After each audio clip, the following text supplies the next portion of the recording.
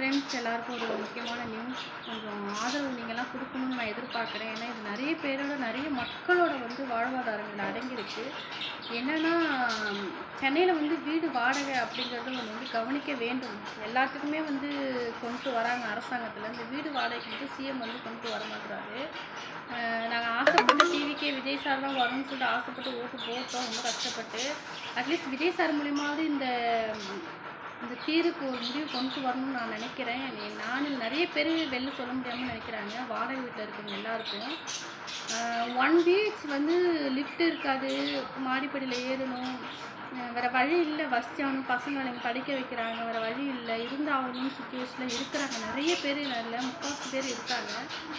இப்போ இருக்க மாட்டேது. என்னன்னா அசால்ட்டாக 2 மாதத்துக்கு ஒரு தடவை, வருஷத்துக்கு ஒரு தடவை 500ரூவா ஏற்றுறேன், 800ரூவா ஏற்றுறேன், 300ரூவா ஏற்றுறேன்னு சொல்லிட்டு இந்த வீடு ஓனர்ஸ் எல்லாமே ரெண்ட்டை ஏற்றி விட்டுறாங்க.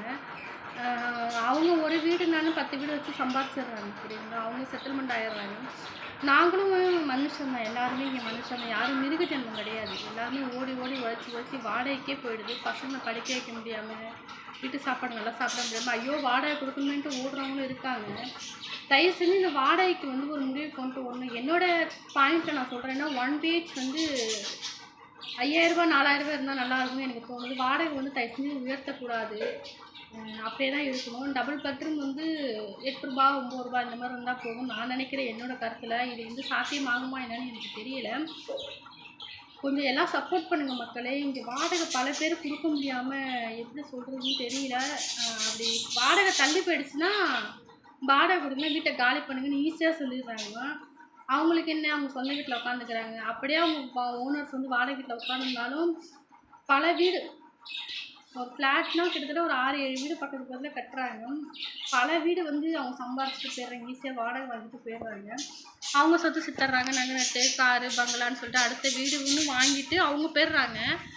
வாடகை வீட்டில் இருக்கவங்களும் மக்கள்னு ஓனர்ஸ்லாம் புரிஞ்சுக்கணும். மெயினாக இது அரசாங்கம் கவனித்து இதுக்கு ஒரு தீர்வு கொண்டு வரணும். வாடகை உயர்த்தக்கூடாது. அப்புறம் தண்ணி வசதி உயர்த்துறேன், யூனிட் உயர்த்துறேன், அது இதுன்னு சொல்லிட்டு காசு கொடுங்குறாங்க. உங்களே முடியல, வாழ முடியல. சென்னை பூர்வீகமாக இருக்குல்ல, வீடு இல்லாமல் பூர்வீகமாக இருக்கவங்க எங்கே காலி பண்ணிட்டு போய் இருக்க முடியும்? கிராமத்துலேருந்து வந்தவங்க சென்னையில் இருக்க முடியாமல் நிறைய பேர் கிராமத்தை நோக்கி போயிடுறாங்க. ஆனால் சென்னை தான் பூர்வீகம் அப்படின்னு சொல்லிட்டு வாடுறவங்க எங்கே காலி பண்ணிட்டு போக முடியாது. கொஞ்சம் யோசித்து பார்க்கணும். ஜல்லிக்கட்டு போராட்டம் எப்படி வீட்டில் பண்ணி போராட்டம், அதுக்கு ஒரு நிரந்தர தீர்வு வச்சு அதுமாரி மக்கள் நீங்கள்லாம் ஆதரவு கொடுக்கணும்னு நான் நம்புகிறேன். இதுக்கு ஒரு போராட்டம் வெடிக்கணும்னு நம்புகிறேன். சீரியஸாக வாடகை உங்களுக்கு கிடைக்கவே முடியல. காலை நீட்ட முடியல, கையை நீட்ட முடியல, அவ்வளோதான் இருக்குது ரூமு. நிறைய இன்டைரக்டாக பேசுகிறேன், அவ்வளோதான் இருக்குது. அதுக்கு 9000ரூவா வசூலிக்கிறாங்க. கரண்ட் பில்லு 2000 வருது, வீட்டுக்கு வருது, தண்ணிக்கு அதுக்கு இருக்குன்னு சொல்லிட்டு நிறைய பண்ணுறாங்க. தயவு செஞ்சு இந்த வலசரவாக்கம் மதுரவாயல் ஏரியாவில் இருக்குங்க யாரோ நிரந்தர தீர்வு கொண்டு வாங்க.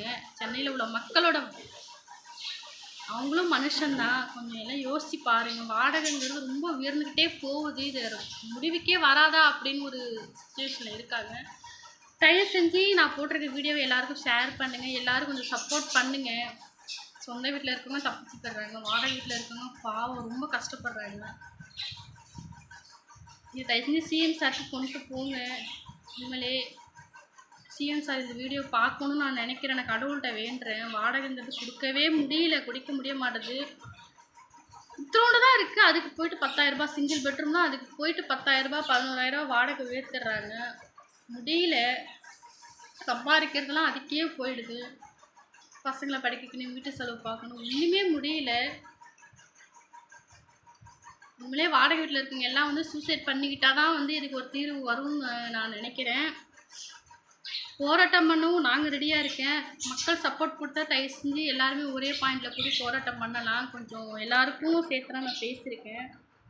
ஓனர்ஸ், வாடகை உள்ளவங்க, சொந்த வீட்டில் உள்ளவங்க, ஓனர்ஸ்லாம் யாரையும் நான் எதிர்த்து பேசலை, யாருக்கும் கோவப்பட்டு நான் பேசலை. எனக்கு யாரும் எதிராளியும் கிடையாது. கொஞ்சம் வாடகை வீட்டில் இருக்கவங்க மனுஷங்க தாங்கிறத புரிஞ்சுக்கிட்டு வாடகையை கொஞ்சம் கம்மி பண்ணுங்கள், கொஞ்சம் கம்மி பண்ணுங்கள். சிங்கிள் பெட்ரூம்லாம் ஒரு 5000 ரூபா 4000 ரூபா 6000 கொண்டு வாங்க.